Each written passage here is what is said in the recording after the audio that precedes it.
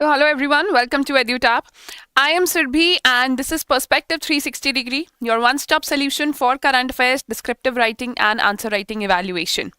For those of you who are watching this for the first time, Perspective 360 Degree brings to you all the important topics of current affairs for your descriptive part of examination. You can send your answers to us after watching this video for the next 48 hours and our experts evaluate your answers for free. Before I start teaching you, before I move any further, kindly let me know if the audio is clear to you and there are no breaks in the video. So I'm waiting for your responses here. Okay, so I think everything is good. So the topic for today is Global South. Who is the real leader, India or China? India or China, that is the question in the Global South. Who will lead it? So first of all, with regards to this topic, clarity regarding Global South should be clear. Is Global South equal to geographical south of our planet? No, that is not the case. So Global South, this is a concept that requires clarity here.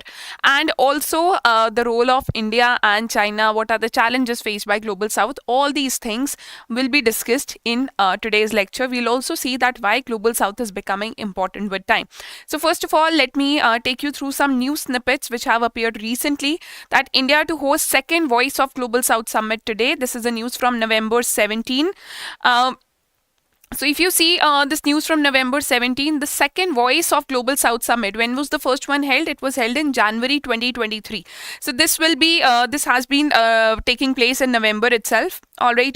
Thank you, Manshu. Thank you for the clarity. The second news snippets, or I would say the display that I'm giving to you, is from a Google News column itself. If you type Global South, then Global South has been in news everywhere, especially in the past 2 days, 13 hours or so. So Global South leaders call for international cooperation in countering terrorism. So there is a lot of things that these Global South leaders are trying to do. And here Global South calls for integration for stronger global efforts to improve supply chains. And Global South has a great role to play in COP28 of UAE. So first of all, let's look at what is the relevance of this topic from your exam point of view. If you look at the syllabus of globalization, then in the regional economic cooperation, though Global South is not a separate organization, but there are many organizations which are part of the Global South. So here in globalization, we'll study this topic. And similarly for NABARD, since you have this topic called regional economic cooperation, that's why this topic fits in your syllabus. And for SEBI Grade A, there is no explicit mention of globalization or regional economic cooperations, but there is this paper 1 of phase 2 called English Writing Skills, where this topic holds a great relevance. So first of all, let's look at an expected question. And to give you a disclaimer today, this topic is going to be a little tough. You might feel that, am I supposed to prepare this much for the exam? The answer is yes, because the level of the examination, especially for RBI and SEBI, NABARD as well, that is increasing from time to time. They're asking you more international topics of whether it's reports or organizations. So this topic is important. Today we'll cover the question in such a way, we'll answer the question in such a way that anything that is asked from this topic will be easily answered by you. Okay, so the question here is, explain the meaning of Global South and the challenges faced by it. How is India poised to become a leader of Global South? Discuss. So if you look at the first part, here you are required to have clarity regarding Global South, its challenges, its strengths obviously. And in the second part, you're asked to discuss the interplay between Global South and India, or India's position in Global South, which is very much in contention with China's position in Global South. So yes, this is a disclaimer that it's a very tough question, but it provides complete coverage for multiple topics. So kindly hold on and answer this for 15 marks for 600 words. As usual, I will display the answer blueprint first. This is the blueprint that you will have to follow to write your answers, because this is what EduTap toppers swear by. So our blueprint is divided into 3 parts. It's introduction, main body, and conclusion. And as you can see in the introduction, we start with the focus on topic or theme. Here it would be Global South. In the main body, what we do is we divide the main body into various micro questions or micro answers for them. And hence we use a pointer format to give the answers to the main body. And then we give a way ahead, a conclusion or a summary in the end. So first of all, let me break down the content for you, which content will fit in where and how will we write this answer. In the introduction, just explain Global South.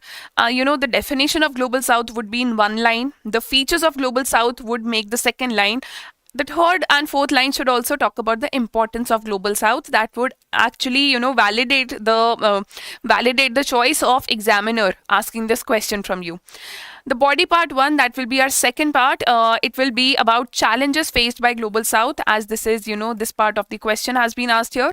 Then, how is India poised to become a leader of Global South? Now, this is a little vague. How is India poised to become a leader of the Global South? That means what is the potential for India or what steps India has taken. So briefly, we'll talk about both of these, that reasons why India would be a leader of Global South, and then some initiatives by India for Global South. But this part will be very, very brief, and then we'll finally sum up with a conclusion. And our conclusions also, they have to be very brief, since this is going to be a long answer. First of all, let's begin with the introduction. But before that, let me make clear to you what Global South is. Now, these two are the, maps which represent Global South. In both the figures, in the first one, if I talk about, I want you to look at countries which are colored. India is colored here, China is colored, Pakistan, Afghanistan, countries of Middle East, they are colored, countries of Africa are in colored, countries of South America are colored, but many countries of South America are not colored here.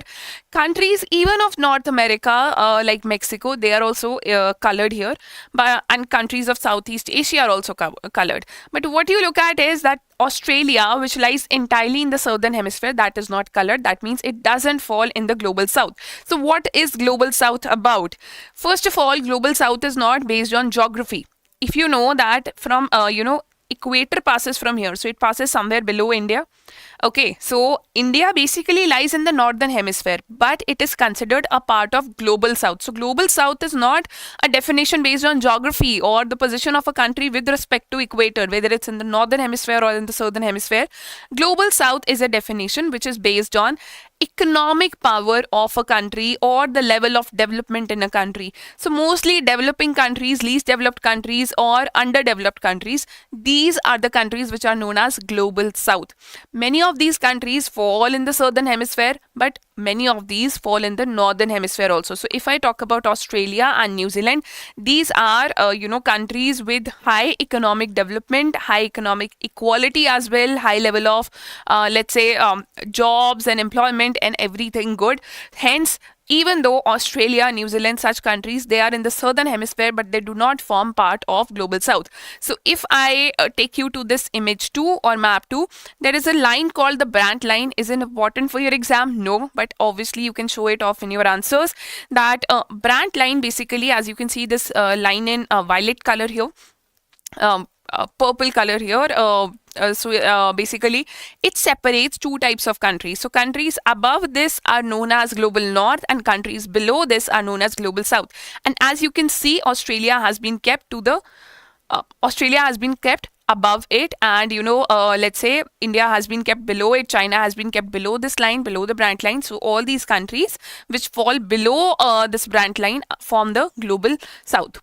So now if you have to give a definition or an introduction of Global South, I am sure that you would mention Brandt line here, and you would also give a definition that it's not a geographical term, but it is based on economic development of a country, level of industrialization of a country. So mostly rich and developed countries fall in the Global North, and poor, underdeveloping or developing countries, underdeveloped or developing countries, least developed nations, they fall in the Global South. So these are the facts that you have to keep in mind.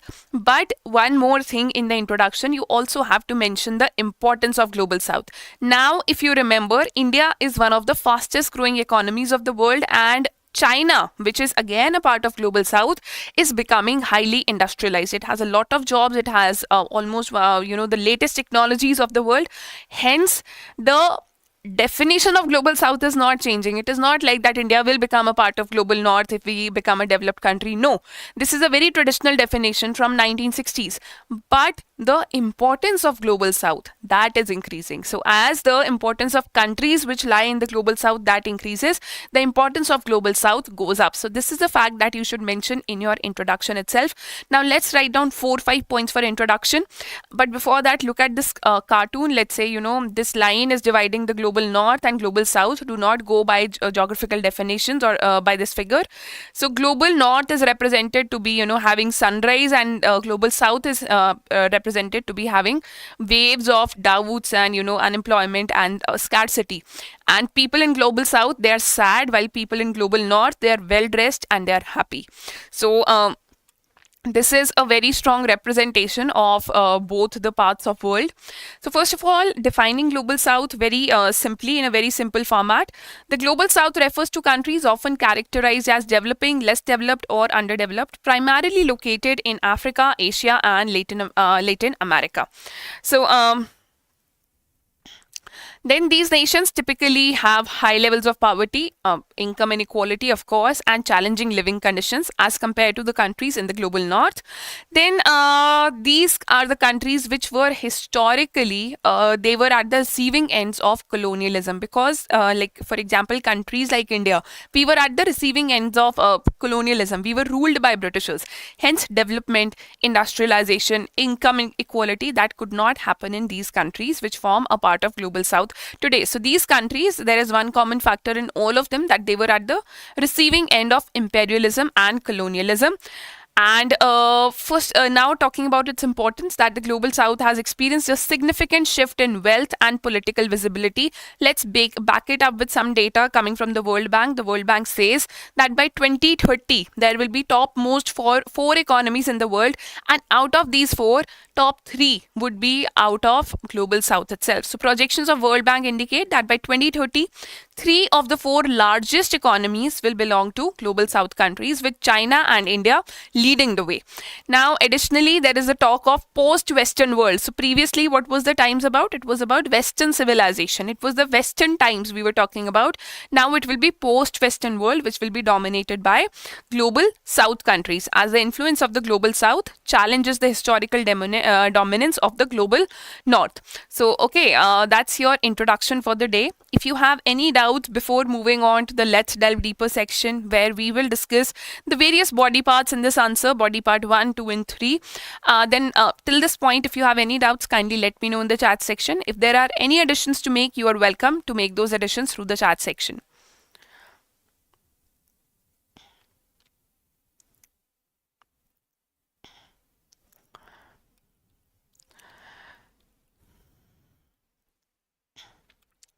See, if I talk about, there is a doubt coming that what about Russia? Let me take you back to the map.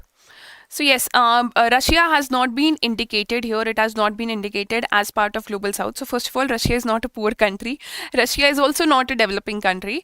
There were 3 types of classifications which were done during the times of Cold War. It was the first world, second world, and the third world countries. So first world countries, they were on side of USA. The second world countries were on the sides of Russia, and the third world countries, which were very poor, colonial rule had just ended in them.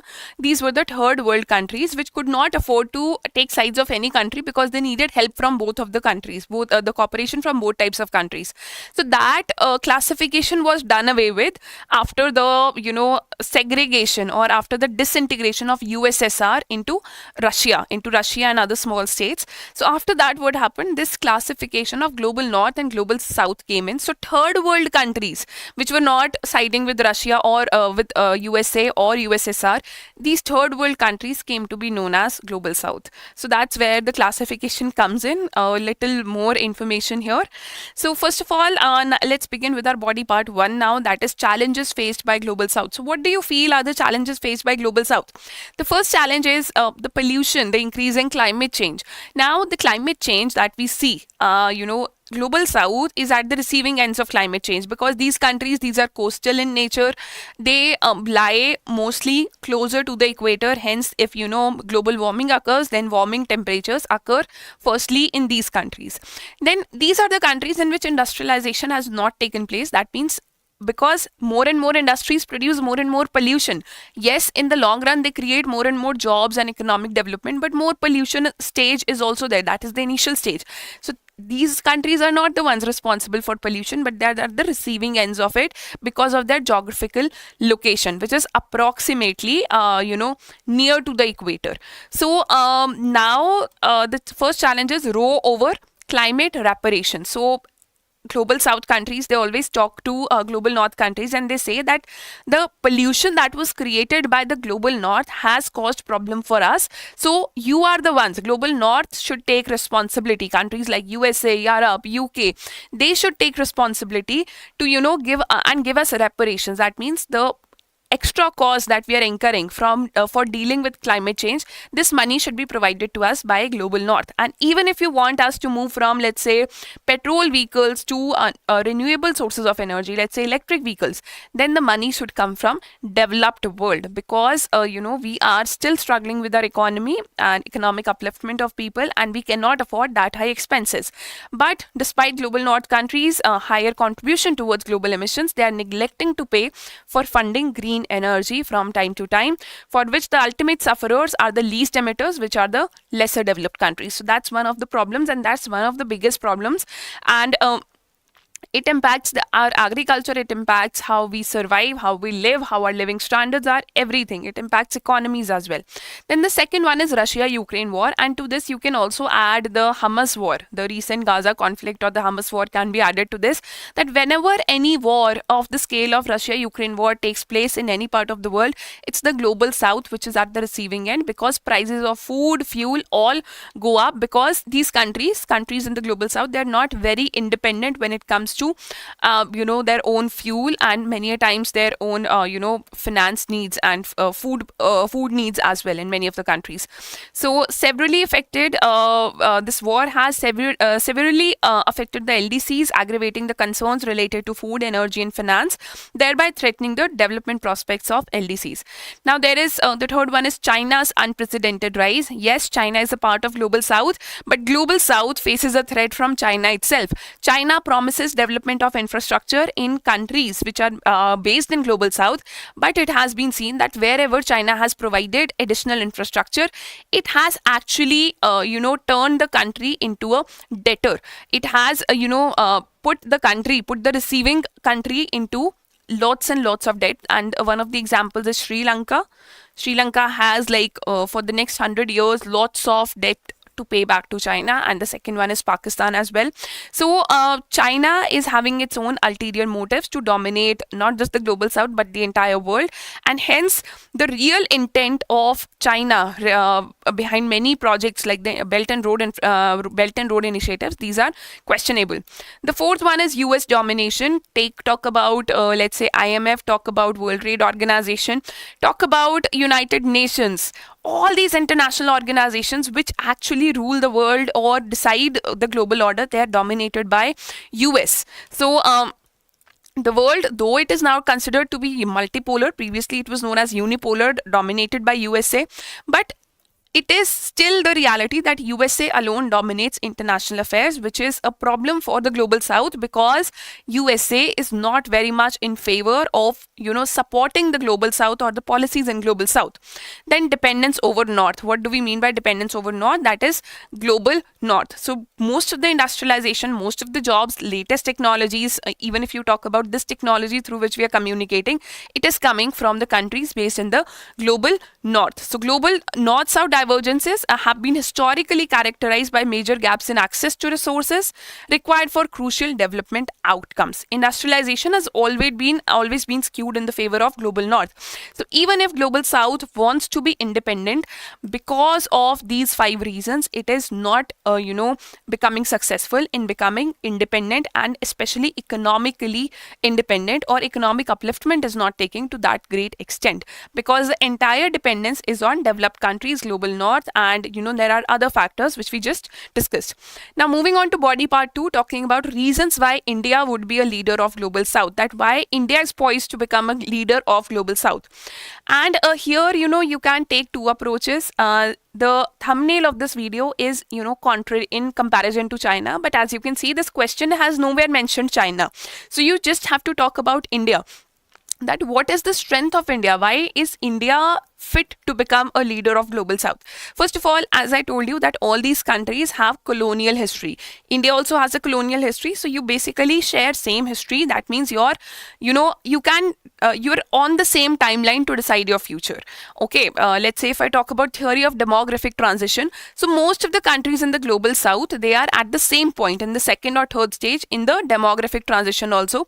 So India as a leader, if India becomes strong economically, financially, and if it cooperates with all the countries in the global south, it can actually assume the role of leadership. And the biggest power that India has is the power of trust. All the countries in the world trust India a lot. I would say most of the countries, especially in the global south, trust India a lot as compared to other countries like China, which are economically way more ahead than India, but their intent cannot be trusted upon. So first of all, as I say, G20 presidency was held by India in the previous year, or in 2022 to 2023 if I talk about. So G20 presidency, when it began, India said that this was a statement by our external affairs minister, Mr. Jaishankar, that India will be the voice of global south. This was explicitly said by government of India. Now there are 5 things which make India very much powerful to become the voice of global south. The first one is historical perspective, as it has, because of the historical perspective of colonialism, India has deep understanding of the challenges faced by countries in global south. Then there is economic growth and development.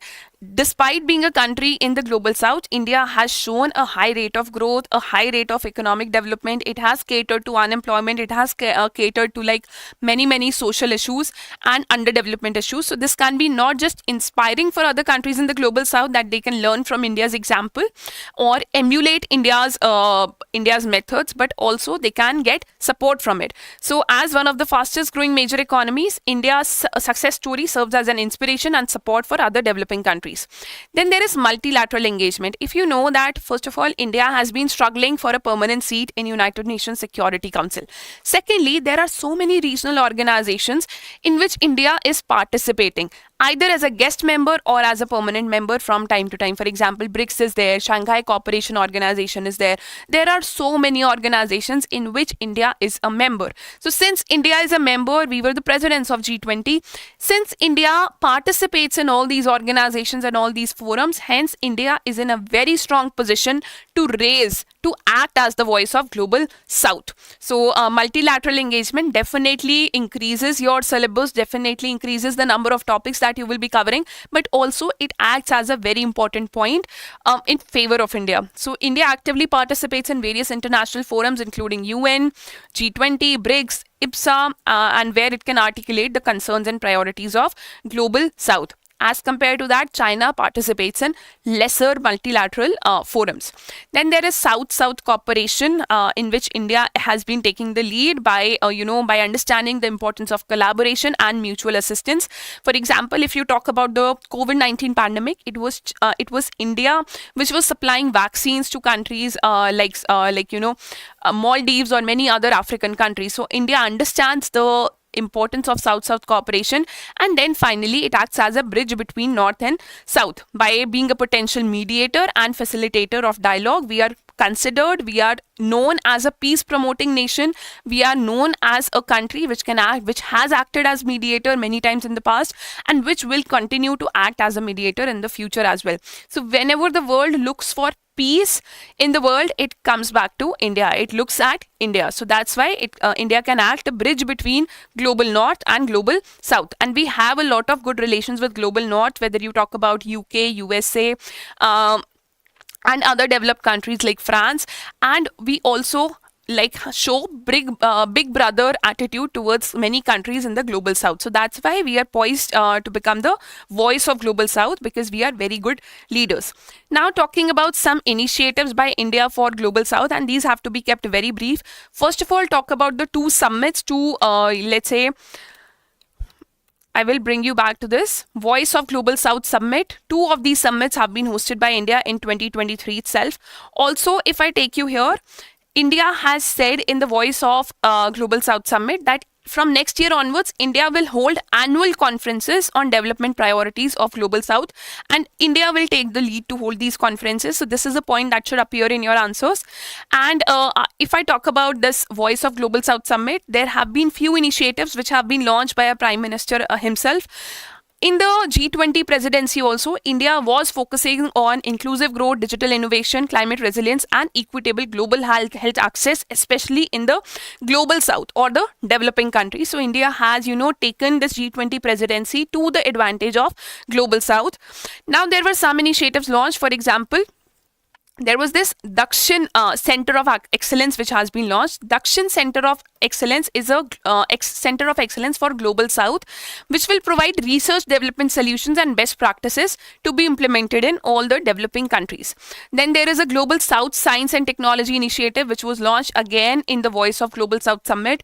The another thing that was launched was Arogya Maitri project to share vaccines and medicines amongst the countries of Global South. Then Global South Young Diplomats Forum to connect young officers of foreign ministries which serve in your embassies. That has been launched by India itself. And then Global South scholarships. For example, anybody studying in Africa wants to come to India, and wants to come to India for higher education. Then these students will be provided with scholarships under Global South Scholarships Program. All right. So also our Prime Minister has called for 5 C's for Global South: consultation, cooperation, communication, creativity, and capacity building. And these will appear as a separate question when this topic has matured enough at what do 5 C's or 5 C's theory, what role does it have to play in your international relations. So we'll consider this separately as a separate topic. Before moving on to the conclusion, which will end this answer, kindly let me know in the chat section if you have any additions to make or if you have any doubts here.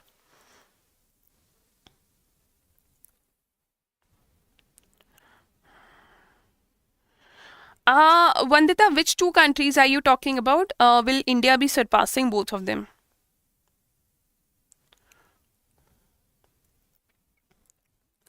All right. Meditation, I assume that you're preparing for regulatory bodies examination. So now talking about the conclusion points. First of all, again, highlight the importance of Global South. Then talk about that how India has to play very diplomatically and very intelligently, being a mediator between Global North and Global South. So the message from second Voice of Global South Summit is that Global South wants its autonomy and is ready to take big responsibilities in world affairs. I would tell you that whatever global indices you are reading for your objective part of the exam, all these or most of these indices rank India very, very badly. And now, your international trade also, on the other hand, takes place in dollars. So now countries in the global south, especially countries like India, are rising that first of all, we will not comply with the, regulation measures of global north, or we will not comply with how they assess us. We will not deal with that. For example, the global hunger index, which ranked India very, very badly, has been denied by Government of India altogether, if you see reports on PIB. So now India is launching its own national indices for better calculation and better assessment, so that its image on the international platform is a positive image. And secondly, India is also promoting rupee as a form of international trade. All right. So the message is loud and clear that Global South needs autonomy. First of all, there was this wrongdoings of colonial rule. Secondly, there were wrongdoings of all the pollution that has been caused by Global North countries, and climate change is happening, which is again being dealt Global South countries are at the receiving end of it.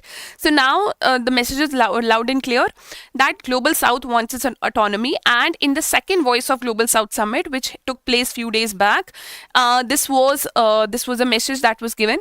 And now the rise of Global South as an economic and political force has challenged traditional power dynamics, which were that Global North will rule the world, and brought attention to the changing global order. That's why most of the countries of the Global North, they want good relations with India, they want good relations with other countries of Global South. So as the Global South continues to assert itself, it reshapes geopolitics, heralding a new era where countries, where nations from Africa, Asia, and Latin America, they will play increasingly significant roles in shaping the future of international relations. And finally, championing the Global South today. If India really has to be a leader of Global South, it would demand more active Indian engagement within the developing world, because that's where our position lies currently. Alright, so I'm displaying the question once again to you. Explain the meaning of Global South and the challenges faced by it. How is India poised to become a leader of Global South? Discuss. Answer for 15 marks for 600 words. I understand, many of you might find this answer, find this question to be very tough, but the level of the regulatory body's examination, that is increasing day by day. So this is a topic which is very important from your globalization point of view, because all the topics they have been asked by them in the previous exam, SCOR, CEP, they have been asked. Now this is a topic which is just boiling behind limelight, and this will come into limelight again, and this might be seen directly in your exam in phase 2 part of the phase two part of the examination cycle. So now free evaluation for this answer will be provided only for next 48 hours. So today is Wednesday. If you post your answers in the YouTube comment section under this video by Friday 5 p.m, then your answers will be evaluated free of cost, and we provide a very comprehensive evaluation for all the answers that are posted. And we also provide you marks. We also mark you out of 10 or 15. In this case, out of 15 marks you'll be given. Now, if you have any doubts, then let me know in the chat section, or any additions to make. You can send us your feedback at hello@edutap.co.in, or just post it in the YouTube comment section. We'll watch it. Or contact us at this number for if you want to engage with us more. Subscribe to the channel if you haven't done it yet. I will see you on Friday at 5 p.m. Take care and all the best.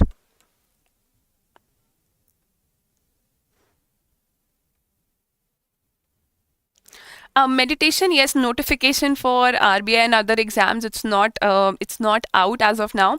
But even if the notification is not out, you have to do a lot of homework. You have to prepare beforehand. So that's why Perspective 360 degree is a continuous effort, just like our other current affairs initiatives. So whenever exam is there, that's why so that we are prepared. You are prepared well before time and well before other aspirants who might be waiting for the notification.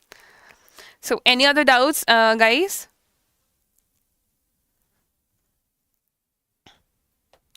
All right.